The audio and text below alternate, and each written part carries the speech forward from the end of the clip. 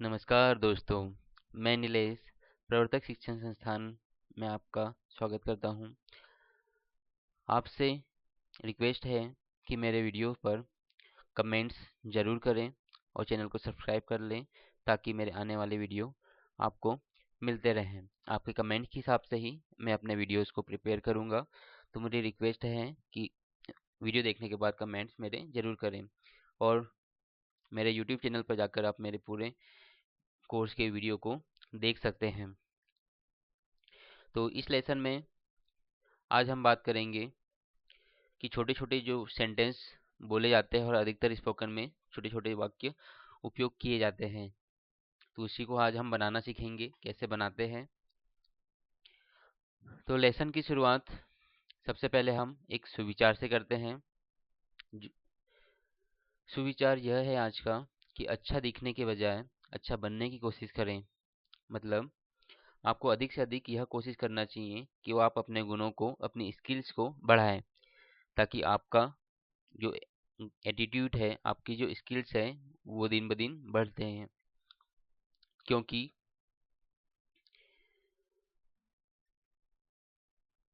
वह व्यक्ति जिसके अंदर बहुत सारी स्किल्स होती है, बहुत सारा नॉलेज होता है, उसे ही एक अच्छी स्टेटस मिलती है।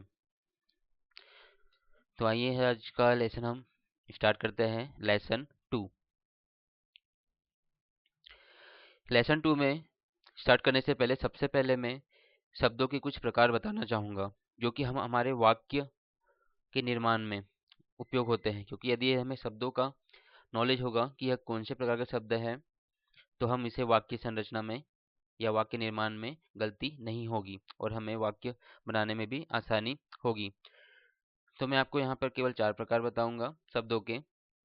जो भी हम डिक्शनरी में शब्द देखते हैं या जो भी हम शब्द लिखते पढ़ते हैं, उसमें मुख्य रूप से 4 शब्द होते हैं जो कि हम वाक्य बनाने के लिए प्रयोग करते हैं। पहला है एडजेक्टिव, या हिंदी में जिसे विशेषण कहते हैं। यदि हम उदाहरण देखें तो यह सुंदर ड्रेस है, दिस इज ब्यूटीफुल ड्रेस। तो हिंदी के सेंटेंस की यदि हम बात करें तो जो सुंदर शब्द है यह विशेषण या एडजेक्टिव है, और ब्यूटीफुल इंग्लिश का जो वर्ड है वह एडजेक्टिव है। तो कहने का मतलब ये है कि जो एडजेक्टिव ऐसे शब्द होते हैं जो कि किसी भी चीज की विशेषता बताते हैं, उसके गुण को बताते हैं। मतलब किसी भी चीज की विशेषता बताने वाले शब्द को हम एडजेक्टिव कहते हैं। विशेषता मतलब कोई भी गुण या विशेषता को बताने वाले शब्द एडजेक्टिव कहलाते हैं। जब भी आप डिक्शनरी में देखें, चाहे मोबाइल पर हो या अपनी पुस्तक वाली डिक्शनरी में देखें, तो आपको शब्द के नीचे या बाद में एडीजे, एडजेक्टिव या एडजेक्टिव लिखा हुआ होगा, जिससे आपको पता चल जाएगा कि ये कौन से प्रकार का शब्द है। दूसरा शब्द हम देखते हैं एडवर्ब, या जिसे हिंदी में हम कहते हैं क्रिया विशेषण। तो क्रिया विशेषण ऐसे शब्द होते हैं जो कि क्रिया की विशेषता बताते हैं, या फिर जो कि एडजेक्टिव की विशेषता बताते हैं। या फिर सिंपल शब्दों में हम समझें, एडजेक्टिव वे वर्ड या वे शब्द होते हैं जो कि किसी की विशेषता को और अधिक बढ़ाकर बताते हैं। जैसे उदाहरण लेते हैं, यह बहुत सुंदर ड्रेस है, this is very beautiful dress. तो यहाँ पर जो सुंदर शब्द है उसको और ज्यादा प्रभावी बनाने के लिए हमने जो बहुत शब्द यूज किया है वह है हमारा एडवर्ब या क्रिया विशेषण। जैसे इंग्लिश में वेरी जो शब्द है यह क्रिया विशेषण होता है, जो कि बता रहा है कि ब्यूटीफुल है मगर और ज्यादा ब्यूटीफुल है। मतलब वह विशेषता को और अधिक प्रभावी बनाता है, इसलिए इसको एडवर्ब कहते हैं। जैसे शब्द से ही शब्द से ही क्लियर है एड। एड मतलब कि और अर्थ को जोड़ता है। और एडवर्ब वे शब्द होते हैं जो कि एक्चुअली कोई भी क्रिया कैसे हो रही है वह उसको भी बताता है।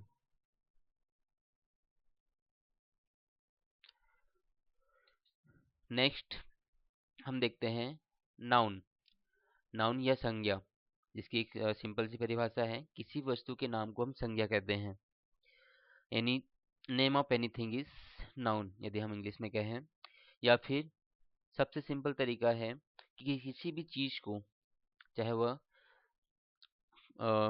भौतिक हो या अभौतिक हो, मतलब जो दिखती है या नहीं दिखती है, कोई भी चीज, कोई भी ऐसी स्थिति या कोई भी ऐसी दशा या कोई भी ऐसा भाव जिसको हम जिस शब्द के द्वारा संबोधित करते हैं या जिस शब्द के द्वारा कह के बताते हैं, वह शब्द नाउन कहलाता है। मतलब संबोधन करने वाला शब्द नाउन होता है। किसी भी चीज को हम जो कह के पुकारते हैं वह उसका नाम होता है, या फिर और वो जो शब्द होता है वह नाउन की कैटेगरी में आता है, या संबोधन वाले शब्द नाउन कहलाते हैं। इंग्लिश में यदि हम कहें name of anything is name, मतलब किसी भी चीज का नाम। तो नाम क्या होता है किसी वस्तु का, कि पर्टिकुलर उस चीज को हम उस शब्द के द्वारा पुकारते हैं। जैसे मैं पेन को पेन कह के पुकार लूंगा, बाइक को बाइक कह के पुकारते हैं। तो जो बाइक शब्द है वह नाउन है। तो नाउन क्या होता है, किसी भी वस्तु, किसी भी चीज, किसी भी स्थिति या किसी भी दशा। जैसे सैड, सैड एक भाव हुआ, मतलब दुखी। तो ये जो एक दुख की स्थिति को बता रहा है, तो ये भी एक शब्द नाउन हुआ। गुड, मतलब सॉरी, लव, मतलब प्यार। तो प्यार भी एक स्थिति है। चाइल्डहुड, मतलब बचपन, ये भी एक स्थिति है। तो इस प्रकार ये भी एक नाउन हुआ, क्योंकि उस स्थिति को हम एक शब्द से बता रहे हैं। तो ऐसे शब्द जो कि किसी चीज को संबोधित करने के लिए हम बुलाते हैं, चाहे वो वस्तु हो या कोई भी स्थिति हो, कोई भी भाव हो, तो वह शब्द नाउन कहलाता है। आई थिंक यह क्लियर हो गया होगा। जैसे हम उदाहरण लेते हैं यहाँ पर, ताजमहल, रावण, पेन, टेबल, काव, गंगा, रामायणा, जिस प्रकार से ये नाम है ये नाउन कहलाते हैं। तो सिंपल सी, बस आप इतना याद रखें, किसी भी चीज का, किसी भी वस्तु का जो नाम होता है वह नाउन की कैटेगरी में आता है। चौथा जो शब्द है हमारा वो है वर्ब। वर्ब भी शोज एक्शन, मतलब ऐसे शब्द जो किसी चीज के या कोई भी क्रिया के होने को दर्शाते हैं। जैसे रोना एक क्रिया है, गाना एक क्रिया है, दौड़ना एक क्रिया है, हंसना एक क्रिया है। तो इसी प्रकार से कोई भी शब्द जो कि किसी चीज के होने को दर्शाते हैं, किसी कार्य के होने को दर्शाते हैं, उस शब्द को हम वर्ब कहते हैं। यदि आप डिक्शनरी में कोई भी शब्द सर्च करोगे, मोबाइल की डिक्शनरी में या नॉर्मल डिक्शनरी में, तो आपको उस शब्द के सामने वर्ब लिखा हुआ आएगा।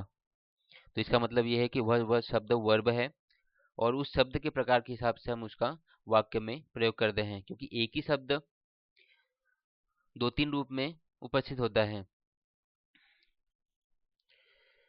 एक ही शब्द आपको दो तीन रूप में उपस्थित होता है। जैसे परफेक्ट, तो परफेक्ट मतलब पूर्ण या निपुण, तो जो कि नाउन है क्योंकि एक निपुणता की स्थिति है। परफेक्टली मतलब निपुणता से या अच्छी से, तो ये हुआ एडवर्ब। तो इस प्रकार से यदि हमें शब्दों का प्रकार पता होगा तो हम उसको वाक्य में सही तरीके से उपयोग कर सकते हैं और सही वाक्य हम बोल सकते हैं। इसलिए सबसे पहले मैंने आपको वाक्य के प्रकार बताया, क्योंकि वाक्य में हम इन शब्दों को अलग अलग प्रकार के हिसाब से उपयोग करते हैं। तो वर्ब का उदाहरण लेते हैं हम, जैसे जंप, जंप का मतलब होता है कूदना। दूसरा जो वर्ब है रन, रन का मतलब होता है दौड़ना। थिंक मतलब सोचना, तो एक क्रिया होती है सोचने की जो हमारे दिमाग के अंदर चलती है, जो कि दिखती नहीं है, तो ये भी एक क्रिया है। तो कोई भी कार्य जो कि या कोई भी क्रिया जो होती है, या उसमें एनर्जी लगती है या नहीं लगती है, उसको हम वर्ब कहते हैं। फिर है बिहेव, या बर्ताव करना, तो ये भी शब्द वर्ब है। इन शब्दों के अर्थ में एक चीज कॉमन है जो आपको मैं बताना चाहूंगा, कि जितने भी शब्द जो वर्ब होते हैं उनके जो हिंदी मीनिंग होता है उसके आखिरी में ना आता है। मतलब उस शब्द के मीनिंग में, हिंदी के मीनिंग में आखिरी में ना आता है। जैसे ये ना दिख रहा है आपको, ये ना है, दौड़ना ना, बर्ताव करना, तो मतलब हिंदी शब्द के हिंदी अनुवाद में अंत में ना आता है। तो जैसे जंप, रन, थिंक, लाफ, हंसना, रोना, गाना, ये सब शब्द क्रियाएं हैं या वर्ब है। वर्ब के तीन रूप होते हैं, वर्ब के तीन रूप या तीन फॉर्म्स होती है। फर्स्ट फॉर्म, सेकेंड फॉर्म और थर्ड फॉर्म। जैसे जो गो वर्ब है उसकी जो गो जो डिक्शनरी में मिलती है हमें देखने के लिए वो वर्ब की फर्स्ट फॉर्म ही होती है। सेकेंड फॉर्म और थर्ड फॉर्म आपको वहाँ पे पता होती है या देखना पड़ेगा। गो, वेंट, गॉन। तो गो की सेकेंड फॉर्म वेंट कहलाती है और गो की थर्ड फॉर्म गॉन कहलाती है। राइट मतलब लिखना, तो राइट फर्स्ट फॉर्म हो गई, सेकेंड फॉर्म रॉट और थर्ड फॉर्म या तीसरा रूप रिटर्न। प्ले, प्ले मतलब खेलना, तो play first form, played second form और प्लेड थर्ड फॉर्म। तो वर्ब भी अलग अलग प्रकार से होती है। तो इस प्रकार बस आप ध्यान में रखिए कि वर्ब तीन प्रकार की होती है या तीन रूप में होती है, फर्स्ट सेकेंड और थर्ड फॉर्म। ये जो फॉर्म्स होती है तो अलग अलग वाक्यों में इन फॉर्म्स के हिसाब से अलग अलग प्रयोग करते हैं वर्ब का। हम अलग अलग वाक्यों में वर्ब की अलग अलग फॉर्म का प्रयोग किया जाता है।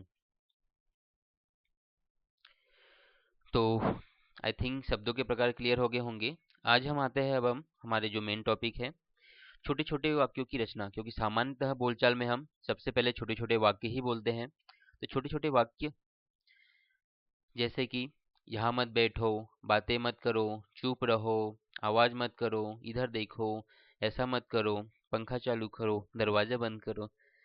ऐसे हम किसी को भी आदेश देते रहते हैं या किसी से रिक्वेस्ट करते हैं, प्लीज टीवी बंद कर दीजिए, प्लीज दरवाजा बंद कर दीजिए, प्लीज मुझे आपका पेन दीजिए, प्लीज मुझे आपकी बाइक देखने दीजिए। तो इस टाइप से हम अ, सामान्य बोलचाल में अधिकतर छोटे छोटे वाक्य प्रयोग करते हैं। और जहाँ तक मेरा मानना है कि इंग्लिश में भी प्रारंभ में आपको छोटे छोटे वाक्य से ही बोलना प्रारंभ करना होता है, क्योंकि इसमें गलती होने की संभावना नहीं होती है और बड़ी आसानी से सामने वाला सुन भी लेता है और समझ में भी आ जाते हैं। तो छोटे छोटे वाक्य कैसे बनाते हैं, आइए हम देखें। तो जो छोटे छोटे वाक्य हैं वो कमांड एंड रिक्वेस्ट की कैटेगरी मानते हैं। कमांड मीन्स आदेश देना, ऑर्डर देना, रिक्वेस्ट मतलब विनती करना या आग्रह करना। तो छोटे छोटे वाक्य कैसे बनाते हैं, तो छोटे छोटे वाक्य का जो स्ट्रक्चर है वह ये है कि सबसे पहले फर्स्ट फॉर्म ऑफ वर्ब, मतलब जो भी वर्ब है उसका हम यहाँ पर फर्स्ट फॉर्म सबसे पहले बोलते हैं और फिर जो हमारे अर्थ के हिसाब से अदर वर्ड्स बोलते हैं। तो जैसे कि मैंने बताया वर्ब मतलब कोई भी क्रिया। वर्ब वे शब्द होते हैं जो किसी क्रिया के होने को बताते हैं। और ऑर्डर या छोटे छोटे वाक्य में भी हम कुछ कहने के लिए बोलते हैं। जैसे उदाहरण देखें, मेरे साथ आओ। तो यहाँ पे क्रिया कौन सी हो रही है, आने की। तो आने के लिए वर्ब कौन सा लगेगा आपका इंग्लिश में, कम। तो फॉर्मूले के हिसाब से जैसे फर्स्ट फॉर्म ऑफ वर्ब, तो फर्स्ट फॉर्म ऑफ वर्ब मेरी कौन सी आई, कम। और मेरे साथ, तो मेरे साथ को इंग्लिश में बोलेंगे हम विथ मी। तो देखा आपने, सेंटेंस में जो क्रिया हो रही है उस क्रिया को हम पहले बोलते हैं, उस वर्ब को, उस क्रिया की जो वर्ब है इंग्लिश में उसको हम पहले बोलते हैं, फिर बाकी के हिसाब से हम अदर वर्ड्स को बोलते हैं। जैसे दूसरा सेंटेंस है रुको, तो रुकना भी एक क्रिया हुई और जिसके लिए वर्ब आती है स्टॉप। रुकने के लिए वर्ब आती है स्टॉप, जो कि इसमें अदर वर्ब, अदर कोई अर्थ नहीं है, इसलिए इसमें अदर वर्ड भी नहीं है। तो क्लियर है कि जो छोटे छोटे रिक्वेस्ट एंड कमांड है वो आपको वर्ब से, मतलब जो वाक्य में आप करने के लिए बोल रहे हैं उस शब्द की वर्ब को आपको उपयोग करना है। ठीक, जैसे और उदाहरण से हम समझते हैं, यहाँ देखो। तो काम कौन सा हो रहा है, देखने का। तो देखने के लिए वर्ब कौन सी आएगी, लुक। और यहाँ के लिए जो यहाँ शब्द चले जाएगा अदर वर्ड्स में, क्योंकि देखना जो मेन क्रिया हो रही है उसके लिए आप वर्ब देखेंगे। तो वर्ब आएगी लुक और लुक के बाद अदर वर्ड्स आ जाएंगे हियर, लुक हियर। या फिर इन जो छोटी छोटी कमांड से आप दो चार बार पढ़ोगे तो आपको आसानी से याद हो जाएगी और आपको अपने आप बनने लगेगी। इसके लिए आपको बस वर्ब का थोड़ा सा नॉलेज होना चाहिए, मतलब वर्ब आपको याद होनी चाहिए, तो ऑटोमेटिक ये कमांड्स आपसे बनने लगी। कोई घबराने की बात नहीं है, बहुत सिंपल चीज़ है। देखिए, सिट हियर, तो मीनिंग मेन जाता है वर्ब के अर्थ से ही। तो सिट जो वर्ब है उसका मतलब होता है बैठना और हियर मतलब यहाँ, तो अर्थ क्या जाएगा, यहाँ बैठो। सिट देयर, तो एक ही वर्ब है, मैंने अदर वर्ड चेंज कर दिया, हियर को हटा के क्या लगा दिया यहाँ पर, देयर। तो वाक्य होगा मेरा वहाँ बैठो। इसी प्रकार हम एक ही वर्ब में अलग अलग अदर वर्ड जोड़कर नए नए शब्द या नए नए वाक्य बोल सकते हैं। शट द डोर, तो शट मतलब होता है मतलब बंद करना। क्या बंद करने के लिए बोल रहे हैं हम? The door. तो पहला जो शब्द है वह है वर्ब, जो पहला वर्ड है जो शब्द है वह है वर्ब। तो वर्ब का इस वर्ब का अर्थ होता है बंद करना। तो क्या बंद करने के लिए बोल रहे हैं? The door. तो सिंपल, बंद करना बोलना है तो वर्ब यूज कर लिया। बंद करने के लिए हमने शट, और जो भी चीज बंद करने के लिए बोल रहे हैं उसको इंग्लिश में बोल दिया। है सरल। Shut the door. यदि मैं खिड़की बंद करने के लिए बोलूंगा तो क्या बोलूंगा मैं? Shut the window. Next example देखते हैं। Shut your mouth. शट मतलब बंद करो, यूर मतलब तुम्हारा, और माउथ मतलब मुंह, मतलब अपना मुंह बंद करो या अपनी जबान बंद रखो। बहुत होगी तुम्हारी बकबक। ओके, फिर से नया एग्जांपल देखते हैं। Open the box. तो ओपन वर्ब का अर्थ होता है खोलना, तो मीनिंग क्या जाएगा? Open the box. Same verb है, अदर वर्ड चेंज किया, बॉक्स को हटा के हमने कर दिया बेग, तो मीनिंग हो गया ओपन द बेग, बेग खोलो। ओपन द डोर, दरवाजा खोलो। तो देखिए आपने, अलग अलग अदर वर्ड के हिसाब से हम एक ही वर्ब से बहुत सारे वाक्य बना सकते हैं। टेल, टेल मतलब होता है बताना, टू मतलब को, और हर लड़की के लिए यूज करते हैं टेल टू हर, उसको बताओ। हम बोलते हैं कि राज को बताओ, तो क्या हो जाएगा वाक्य? टेल टू राज। बस अदर वर्ड में हर को हटा के हमने क्या लगा दिया? राज। अब जिसको भी बताना चाह रहे हैं यहाँ पर राज की बजाय आप वो शब्द यूज कर सकते हैं। टेल टू प्रिंसिपल मतलब प्रिंसिपल को बताओ। टेल टू सर, सर को बताओ। क्लियर? तो ऐसे हम वाक्य बना सकते हैं। तो मीन्स यदि आपको थोड़ा सा वर्ब का नॉलेज है तो कमांड या छोटे छोटे वाक्य आप बड़ी आसानी से बोल सकते हैं। और आपको बिल्कुल इसकी प्रैक्टिस करना है, क्योंकि शुरुआत आपको यहीं से करनी है। सबसे पहले कोई भी चीज़ हम धीरे धीरे थोड़ी थोड़ी सीखते हैं, तो वैसे ही आपको इंग्लिश भी बोलना धीरे धीरे थोड़ा थोड़ा चालू करना है। और इसकी शुरुआत हम कमांड एंड रिक्वेस्ट से ही कर सकते हैं, जिससे सामने वाले को भी अटपटा नहीं लगेगा, और धीरे धीरे हमारी हैबिट इंग्लिश बोलने की या सेंटेंस की क्वांटिटी हम धीरे धीरे बढ़ाते चले जाएंगे। नेक्स्ट एग्जाम्पल है आस्क मी। तो आस्क का मतलब होता है पूछना, मुझसे पूछो। आस्क टू प्रिंसिपल मतलब प्रिंसिपल से पूछो। कीप क्वाइट, कीप मतलब रखना, और क्वाइट मतलब शांत। कीप कीप क्वाइट शांति बनाए रखे या शांत रहें। कीप ट्राइंग कोशिश करते रहें। ट्राई दिस मतलब यह ट्राई करो। ट्राई का अर्थ तो सभी लोग जानते हैं, ट्राई इट। इट का मतलब यह हो या वह होता है, जब कोई वस्तु हो तो हम उसको इट भी बोल सकते हैं। ट्राई इट या ट्राई दिस, यह ट्राई करो, यह टेस्ट करो, या खा के देखो, ऐसा हम बोलना चाह रहे हैं तो भी हम ट्राई दिस करके बोल रहे हैं। या कुछ पहन के देखो, या चला के देखो, या यूज करके देखो, तो भी हम बोलते हैं ट्राई दिस। टेस्ट इट, कुछ खा के देखो या टेस्ट करके देखो इसको, या चख के देखो कैसी बनी है, तो हम बोलेंगे test it, please test it. Switch off the cooler, अब वर्ब है स्विच मतलब बटन, और ऑफ, तो इन पूरा का जो वर्ब बनती है हमारी स्विच ऑफ द कूलर मतलब बट कूलर बंद करो। तो यहाँ पे कूलर को हटाकर जो भी हमें बंद करने के लिए बोलना है, जो चीज़ जो बटन से बंद होती है उसको बंद करने के लिए हम बोलेंगे, या उस कोई भी चीज़ जो बटन से बंद चालू होती है उसको बंद करने के लिए हम वर्ब यूज करेंगे स्विच ऑफ। क्योंकि कूलर बंद करने के बोले इसलिए हमने यहाँ पे बोला cooler. Switch off the cooler, या फिर हम बोल सकते हैं switch off the TV, switch off the fan, switch off the light. इस प्रकार से हम बोल सकते हैं। यदि हमें चालू करने का बोलना है तो बस ऑफ हटके क्या आ जाता है यहाँ पे? On. Switch on the light, light चालू करें। Switch on the TV, TV चालू करें। ठीक। जो कोई भी इलेक्ट्रिक चीज, बिजली से चलने वाली चीज जो कि बटन से बंद चालू होते हैं, उसके लिए हम वर्ब यूज करते हैं switch on and switch off. Increase the volume, तो इंक्रीज का अर्थ होता है बढ़ाना। इंक्रीज द वॉल्यूम, वॉल्यूम तेज करें। स्लो डाउन मतलब कम करना। द स्पीड, सिंपल सी बात है, स्पीड मतलब गति, स्पीड कम करो। क्योंकि अभी तक हमने बोला ये करो वो करो, अब हम देखेंगे नेगेटिव कमांड्स। तो नेगेटिव कमांड्स या किसी भी नहीं करने के लिए बोलना है आपको। नेगेटिव कमांड से मतलब होता है कोई भी यह मत करो वह मत करो, तो बस आपको सिंपल कुछ नहीं करना है।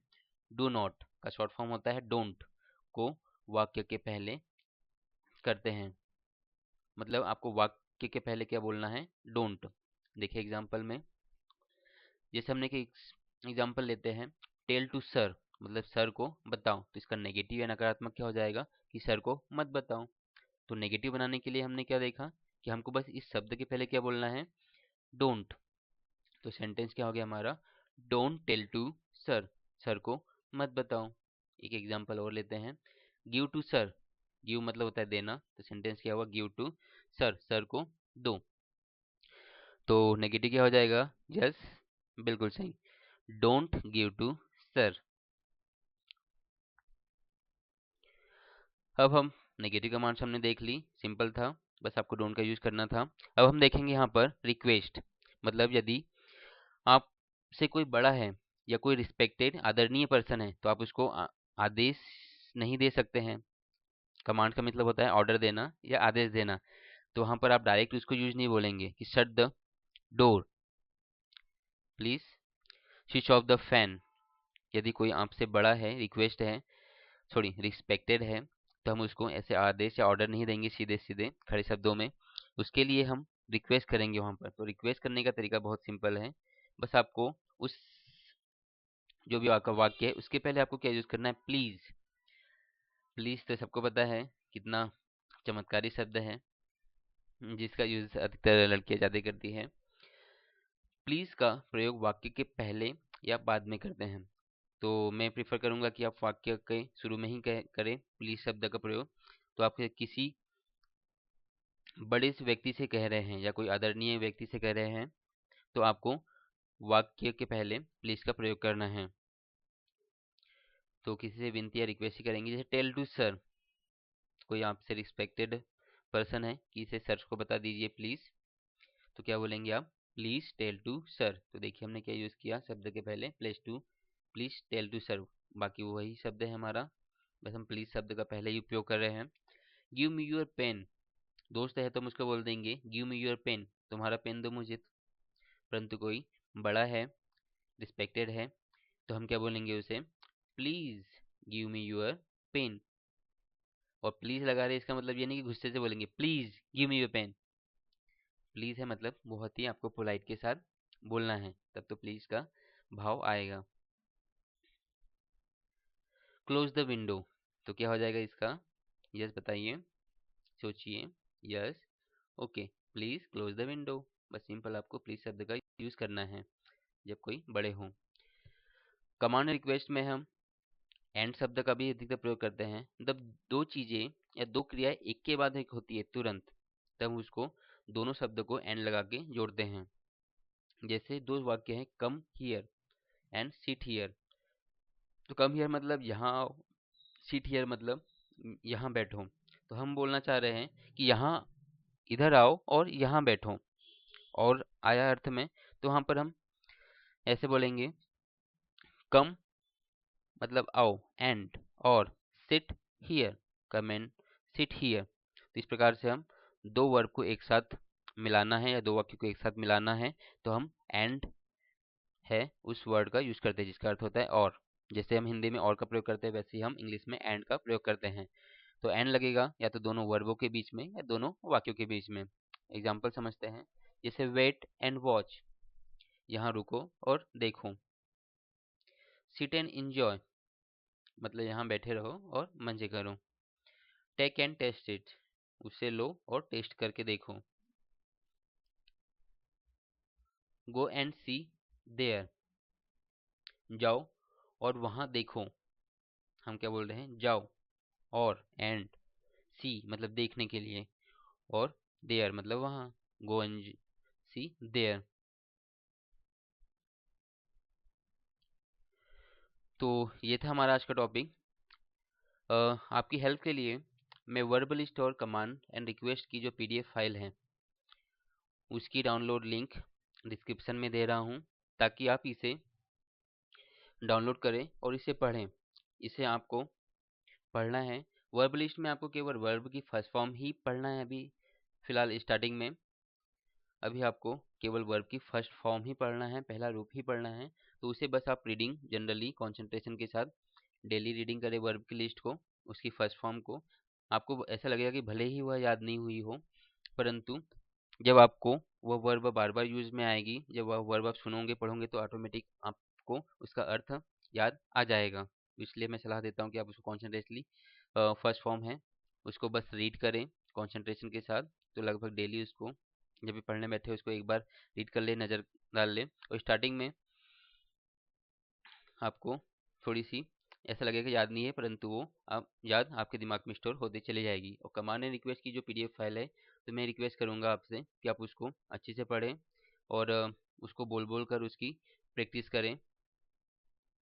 उसके सेंटेंस को बोल बोल कर जोर से आप पढ़ें, क्योंकि इतने सारे कमांड एंड रिक्वेस्ट है उसमें कि मैं उसको अभी वीडियोस में कंप्लीट या इंक्लूड नहीं कर सकता हूँ।